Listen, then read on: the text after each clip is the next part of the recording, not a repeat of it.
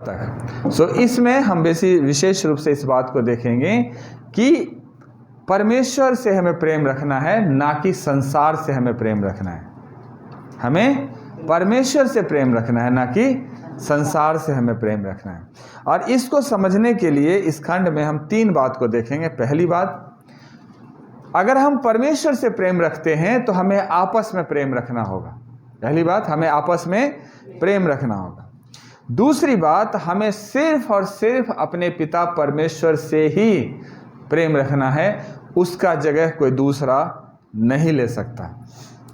तीसरी बात, हम उसके आज्ञाओं से प्रेम रखें, ना कि संसार से प्रेम रखें। हम वचन से प्रेम रखें, ना कि संसार से प्रेम रखें, है ना। इन 3 बातों पर हम लोग आज बात करेंगे। पहली बात जो है 7 से लेकर 11 तक, ये एक दूसरे से प्रेम रखने की बात करी गई है। और बहुत ही स्पष्ट रूप से संत यूहन्ना इस बात को क्लियर करते हैं कि हे प्रियो, मैं तुम्हें कोई नई आज्ञा नहीं लिखता।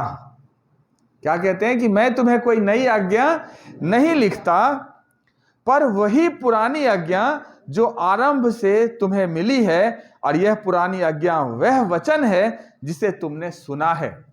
मैं कोई नई आज्ञा नहीं लिखता, मैं वही पुरानी आज्ञा जो शुरू से दिया गया, आरंभ से दिया गया। और वो जो शुरू से दिया गया, आरंभ से दिया गया, वो भी कोई अद्भुत नहीं है। तुम ऑलरेडी उस बात को सुन चुके हो, तुम ऑलरेडी उस बात को जानते हो। मैं फिर लिखा है, फिर मैं तुम्हें एक नई आज्ञा लिखता हूं, और वह तो उसमें और तुम में सच्ची ठहरती है, क्योंकि अंधकार मिटता जाता है और सत्य की ज्योति अभी चमकने लगी है। सत्य की ज्योति अभी क्या हुई है? चमकने लगी है। वही आज्ञा है। वो आज्ञा क्या है?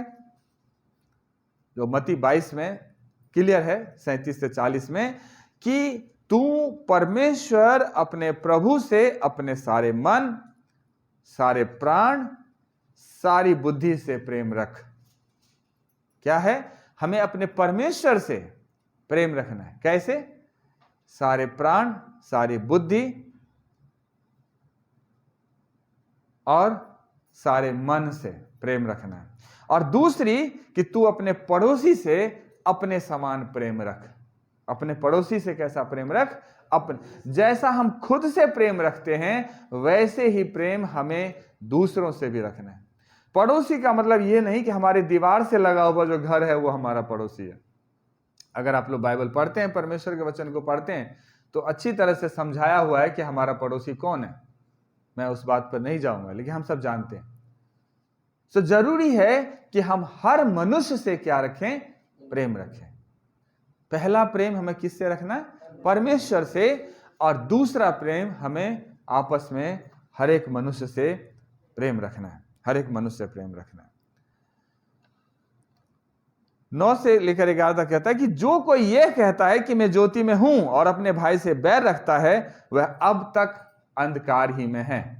अब तक कहां है? अंधकार में ही है।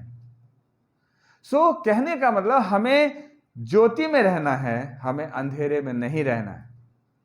हमें लाइट में रहना है, हमें डार्कनेस में नहीं रहना है।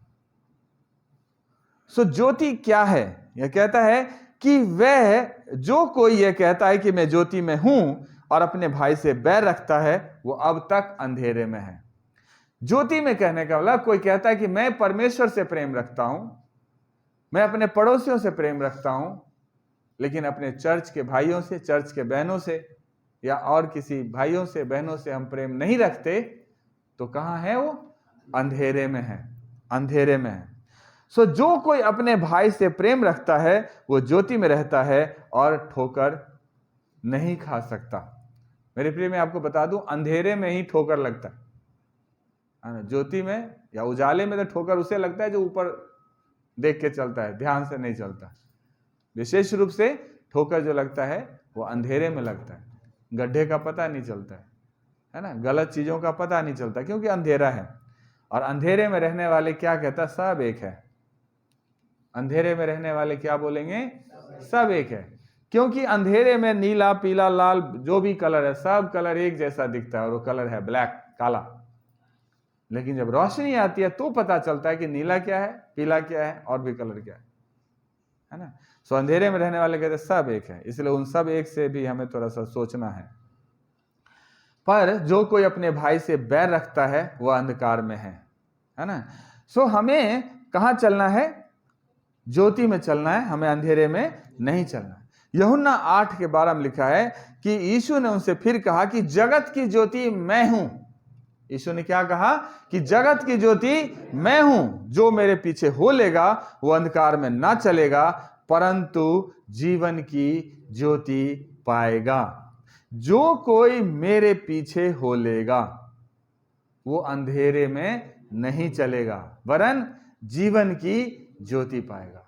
मेरे प्रिय, जब मेरे जीवन में यीशु मसीह नहीं था तो मैं भी वही करता था जो शायद आपने भी पहले किया हो। जिसने कह दिया फलाने जगह चला जा तुम्हारा कल्याण हो जाएगा, हम फलाने जगह चले जाते थे कि हमारा कल्याण हो जाएगा। जिसने कह दिया कि फलाने जगह चला जा तुम्हारा कल्याण हो जाएगा तो हम फलाने जगह चले जाते थे कि हमारा कल्याण हो जाए। जहां कहते थे लेट जा लेट जाते थे, जहां कहते झुक जा झुक जाते थे, जहां कहते ये दे दो दे देते थे। क्योंकि अंधेरे में थे, हमें पता ही नहीं चलता था कि हम जाएं किधर, किसकी बात माने और किसकी बात ना माने। अंधेरे कमरे में अगर रस्सी पड़ी हो तो सांप है या लाठी है या कुछ और है, कम ही लोग कहते हैं कि रस्सी है, क्योंकि अंधेरा है और अंधेरा में दिखाई नहीं देता, इसलिए हम ज्यादा बुद्धिमान बन जाते हैं और अपनी ज्यादा चलाते हैं। जिस परमेश्वर को इंसान ने देखा ही नहीं उस परमेश्वर की शक्ल भी अपने हाथ से बना लेते हैं। इससे ज्यादा बुद्धिमानी और क्या हो सकता है? सृष्टिकर्ता को जिसने हमें रचा है उसे हम अपने हाथ से बना लेते हैं। इससे ज्यादा और समझदार और कुशल कारीगर कौन हो सकता है ना। जिस ईश्वर को देखा नहीं उसकी शक्ल बना दी, जिसने हमें बनाया उसको हमने बना दिया, है ना, क्योंकि वो अंधेरे में है, उन्हें पता ही नहीं। और इसीलिए प्रभु का वचन कहता है जो कोई यीशु के पीछे हो लेगा वो अंधेरे में नहीं चलेगा। जब हमने यीशु को ग्रहण किया, यीशु के पीछे चलना शुरू किया, तब हमें पता चला कि सारी पीली वस्तु सोना नहीं होती, पीतल भी होता है। तब हमें पता चला कि उद्धार वही दिला सकता है, मृत्यु से वही बचा सकता है जो खुद मृत्यु पर विजय प्राप्त कर लिया हो। सिर्फ मृत्युंजय ईश्वर ही हमें मृत्यु से बचा सकता है और कोई हमें नहीं बचा सकता। जिसने मुझे रचा है वही मेरे बॉडी के एक एक पार्ट को ठीक भी कर सकता है, जिसने शरीर को बनाया है। जिसने बनाई नहीं वो कहां से कर सकता है? ये सारी बातें हमें तब समझ में आई जब हम उसके पीछे चलना शुरू किया। तब हमें समझ में आया कि उद्धार सिर्फ यहोवा ही से होता है और किसी से नहीं होता है। और इसीलिए यीशु मसीह कहते हैं कि जगत की ज्योति मैं हूं और जो मेरे पीछे हो लेगा वो अंधकार में नहीं चलेगा, वो अंधकार में नहीं चलेगा बल्कि क्या पाएगा? जीवन की ज्योति पाएगा, जीवन की ज्योति पाएगा। और 11 पद इसी बात को कहता है, पर जो कोई अपने भाई से बैर रखता है वो अंधकार में है और अंधकार में चलता है और नहीं जानता कि कहां जाता है, क्योंकि अंधकार ने उसकी आंखें अंधी कर दी है।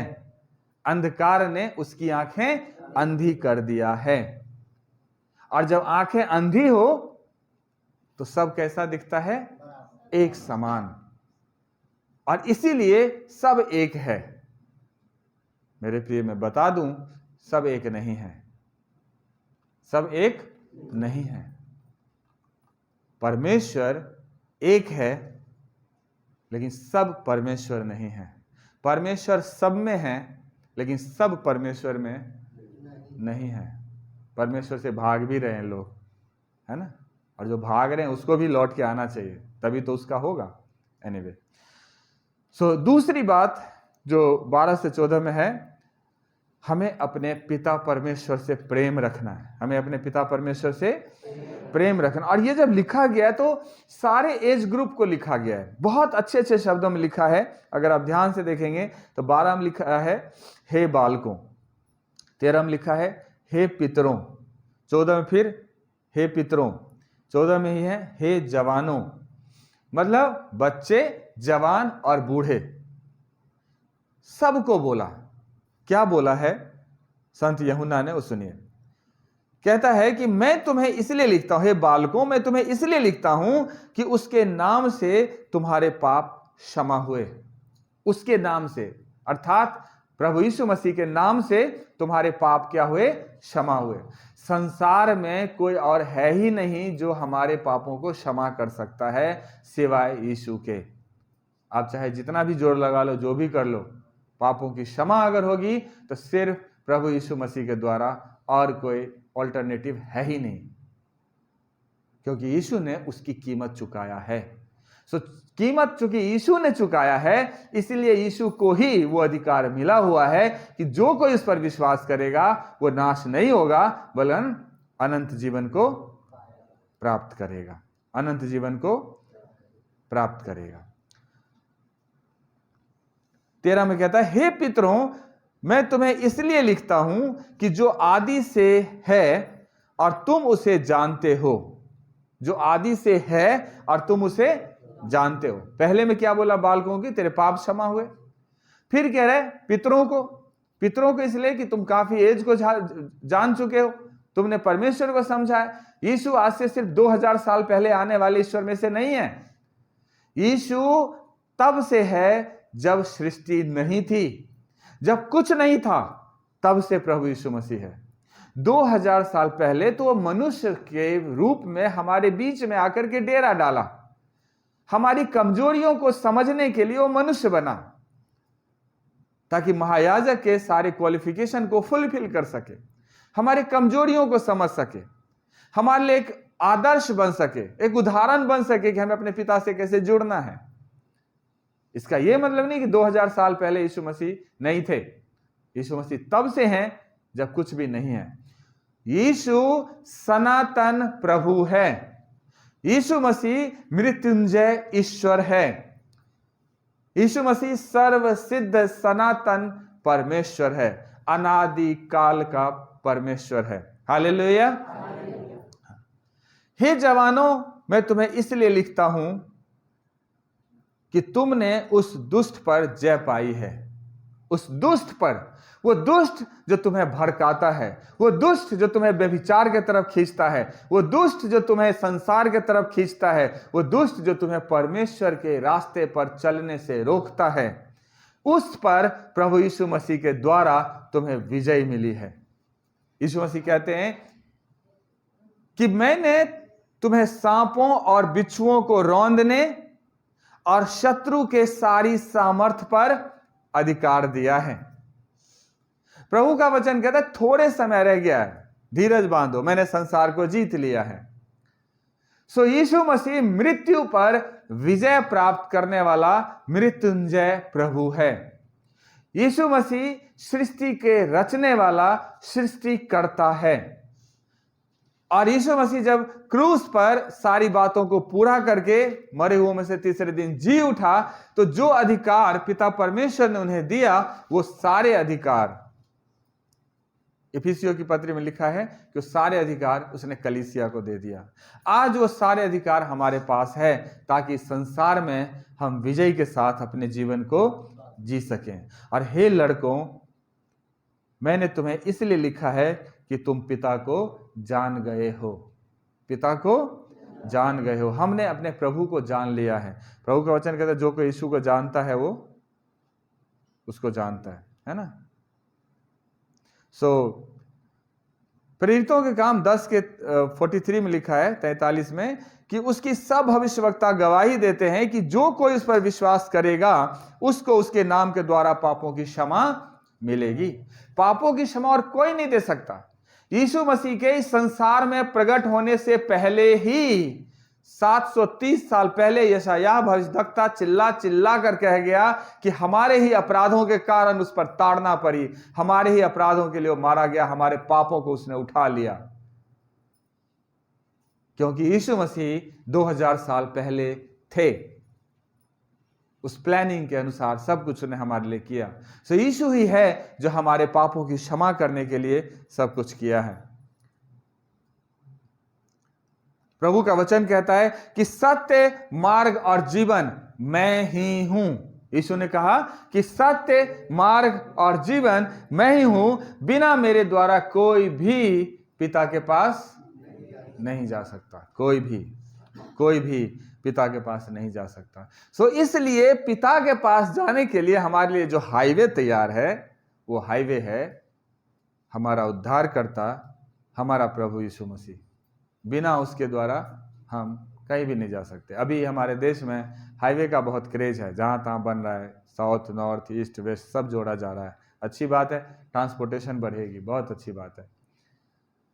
लेकिन जब आप इस हाईवे पे चलेंगे ना, तो चलते चलते कई बार हम रास्ता भी भटक जाते हैं, और जाना था जापान, पहुंच गए चीन। समझ गए ना, ऐसे भी कहानी हो जाता है। लेकिन जब वो हाईवे जिससे स्वर्ग तक का रास्ता खुलता है, जब हम यीशु के सहारे चलते हैं, तो हम आराम से, बिना खोए, बिना भटके, वचन में लिखा है कि मूर्ख भी, बालक भी उस रास्ते पर आराम से जा सकता है, और वो सिर्फ विश्वास मात्र के द्वारा हमारे लिए है। तो कोई भी नहीं पहुंच सकता। 14 में कहता है कि हे पितरों, मैंने तुम्हें इसलिए लिखा है कि जो आदि से है तुम उसे जान गए हो। जो आदि से है, अर्थात जब कुछ नहीं था तब वो था, और उसको अब तुम क्या हुए हो, जान गए। हम सब ने यीशु को जान लिया है। हम सब ने जान लिया है कि यीशु कौन है। हम सब ने कीमत चुकाया है यीशु के कारण। हमारे परिवार वालों ने हमें सताया है, हमारे रिश्तेदारों ने हमें सताया है, हमारे अड़ोस पड़ोस के लोगों ने सताया है, लेकिन हमने उस सताव को बर्दाश्त किया। लेकिन प्रभु को, जिससे हमने जान गया है, उससे अलग रहना हमारे लिए संभव नहीं है। और ये तभी जब हमने उस यीशु को जान लिया है, पहचान लिया है अच्छी तरह से। और हे जवानों, मैंने तुम्हें इसलिए लिखा है कि तुम बलवंत हो और परमेश्वर का वचन तुम में बना रहे, और तुम उस दुष्ट पर जय पाई है। परमेश्वर का वचन तुझ में बना रहे। बहुत ज्यादा जरूरी है परमेश्वर का वचन हम में बना रहे। जब परमेश्वर का वचन हमें बना रहता है, तभी आप जयवंत जीवन को जी सकते हैं, तभी आप दुष्ट को हरा सकते हैं। हम सब जानते हैं, लूका रचित सुसमाचार में यीशु मसीह की परीक्षा करने के लिए शैतान आया। यीशु मसीह अगर चाहते तो अपनी पावर का इस्तेमाल कर सकते थे। यीशु मसीह उसे डांट सकते थे, उसको भगा सकते थे, लेकिन वहां यीशु ने अपने वचन के द्वारा बात किया है। वचन के द्वारा, ये भी लिखा है। सब सोच सकते हैं सृष्टिकर्ता परमेश्वर सर्वशक्तिमान प्रभु जो है, वो जब अपने वचन के द्वारा शैतान से मुकाबला करता है, तो हमारे लिए कितना महत्वपूर्ण है परमेश्वर का वचन, जिसके द्वारा हम अपने परिस्थितियों का मुकाबला कर सकते हैं, जिसके द्वारा हम दुष्ट का मुकाबला कर सकते हैं। इसलिए परमेश्वर का वचन ही है जो उस विजय में लेकर के चल सकता है। यूहन्ना 5:24 में लिखा है कि मैं तुमसे सच सच कहता हूं कि जो मेरा वचन सुनकर मेरे भेजने वाले की प्रतीति करता है, अनंत जीवन उसका है। जो मेरा वचन सुनकर, अर्थात जो यीशु के वचन को सुनकर पिता परमेश्वर की प्रतीति करता है, अनंत जीवन उसका है, और उस पर दंड की आज्ञा नहीं होती, परंतु मृत्यु से पार करके जीवन में प्रवेश कर चुका है। हालेलुया। मृत्यु से पार करके जीवन में प्रवेश कर चुका है। एक सच्चा विश्वासी जो परमेश्वर के वचन के अनुसार जीवन को जीता है, वो मृत्यु से पार हो चुका है। इसी जीवन में मृत्यु से पार हो चुका है। ये शरीर जरूर नाश होगा, लेकिन उसका प्राण और आत्मा दोनों सुरक्षित है, क्योंकि मृत्यु से उसका कोई मतलब नहीं है, क्योंकि उसका उद्धारकर्ता, उसका रचने वाला, उसका सृष्टिकर्ता उसके खातिर मृत्यु पर विजय को प्राप्त कर लिया है। सो चूंकि हमारा प्रभु मृत्युंजय है, और इसीलिए उसने हमें भी मृत्युंजय जीवन दिया है। मृत्यु पर विजय प्राप्त करने की जीवन उसने हमें दिया है। लास्ट बात जो है, अंतिम बात जो है, तीसरी बात, कि हमें परमेश्वर के वचन से प्रेम रखना चाहिए, ना कि संसार की बातों से प्रेम रखना चाहिए, संसार से प्रेम रखना चाहिए। 15 से लेकर 17 तक पढ़ेंगे तो इस तरह से लिखा है, तुम न तो संसार से और न संसार की वस्तुओं से प्रेम रखो। स्पष्ट शब्दों में लिखा हुआ है। ध्यान से सुन लीजिए सब लोग मेरे साथ हैं। हाँ, ध्यान सुनिए। परमेश्वर का वचन कहता है, इसमें कोई हाँ लेकिन किंतु परंतु कहीं कुछ नहीं है, और सीधा सीधा परमेश्वर का वचन बात करता है। तुम ना तो संसार से और ना संसार में की वस्तुओं से प्रेम रखो। ना संसार से और ना ही संसार के किसी वस्तु से प्रेम रखो, किसी वस्तु से प्रेम रखो। यदि कोई संसार से प्रेम रखता है तो उसमें पिता का प्रेम नहीं है। मैं फिर से बोलता हूं, यदि कोई संसार से प्रेम रखता है तो उसमें पिता का प्रेम नहीं है। अब आप लोग क्लियर शब्दों में जान लीजिए और समझ लीजिए कि आपका प्रेम संसार से है या नहीं है। अगर आपको संसार से प्रेम है तो परमेश्वर का वचन कहता है कि आप परमेश्वर से प्रेम नहीं रखते। कोई डाउट है कहीं? क्लियर शब्दों में लिखा है, अगर आपको संसार से प्रेम है तो आप परमेश्वर से प्रेम नहीं रखते, क्लियर शब्दों में। और अगर आप परमेश्वर से प्रेम रखते हो तो संसार से आप प्रेम नहीं रखेंगे, क्योंकि जो इस संसार में हैं, अर्थात अभी हम डिस्कस करेंगे संसार में क्या सब है, लेकिन हमें इस संसार से प्रेम नहीं रखना है और न ही संसार के किसी वस्तु से प्रेम रखना है। याकूब 4:4 में लिखा है, हे व्यभिचारिणियों, कहता है हे व्यभिचारिणियों, क्या तुम नहीं जानती कि संसार से मित्रता करनी परमेश्वर से बैर करना है। संसार से मित्रता करनी परमेश्वर से बैर करना। जब हम प्रभु के पीछे चलते हैं बहुत सारे सवाल हमारे पास आते हैं, कहते हैं लोग क्या कहेंगे, रिश्तेदार क्या कहेंगे, फलाना क्या कहेंगे, चिल्लाना क्या कहेंगे। मुझे एक बात बताइए, क्या आपको उद्धार ये लोग दिलवाएगा? जब आप परमेश्वर के सामने खड़े होंगे तो क्या ये चाचा ताऊ आता पाता लाता जो भी है, क्या ये आपकी वहां पर वकालत करेगा परमेश्वर के सामने? नहीं करेगा ना।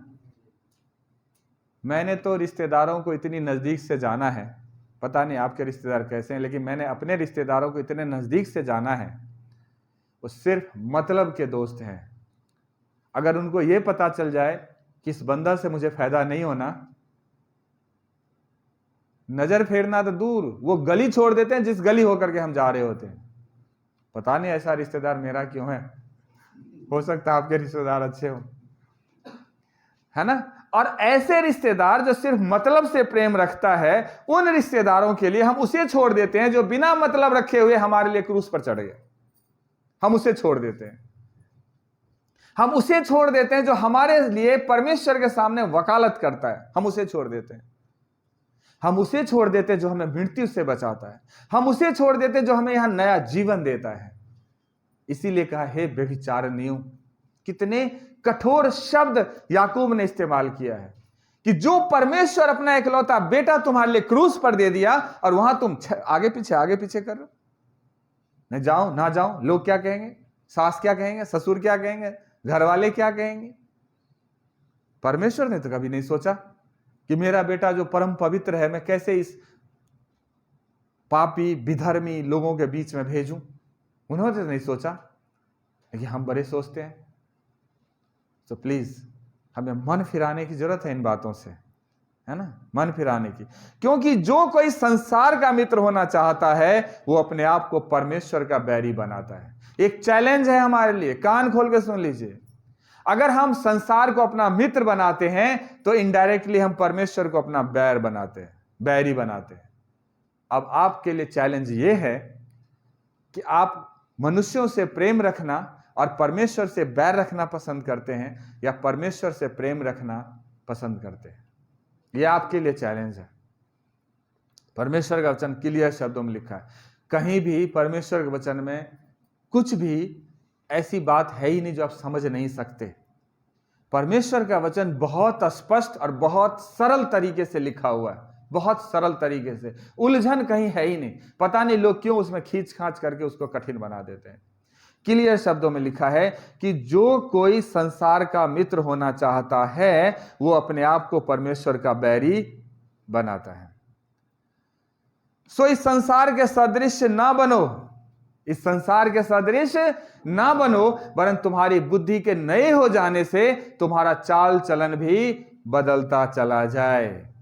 जैसे जैसे आप परमेश्वर के वचन को सीखते हैं वैसे वैसे हमारा चाल चलन भी बदलता हुआ चला जाए, बदलता हुआ चला जाए। 16 पद कहता है तुम ना तो संसार से और न संसार के 16 कहता है क्योंकि जो कुछ संसार में है अर्थात शरीर की अभिलाषा, संसार में क्या सब है सुन लीजिए, शरीर की अभिलाषा, मेरे पास ये, मेरे पास ये, मेरे पास ये, आंखों की अभिलाषा, उसके पास ये तो मेरे पास क्यों नहीं, जीविका का घमंड, मेरे पास सरकारी नौकरी है, मुझे तेरे से क्या मतलब, मैं रिटायर भी हो जाऊंगा, बुढ़ापे में भी पेंशन इतना आएगा कि बैठ के आराम से खाऊंगा, मैंने इतनी प्रॉपर्टी बना दिया है, पड़ा पड़ा भी रहूंगा तो भी किसी बात की कोई घटी कमी नहीं होगी। यह है जीविका का घमंड। मेरे प्रिय, तीनों आपको इस संसार में डुबा देगा।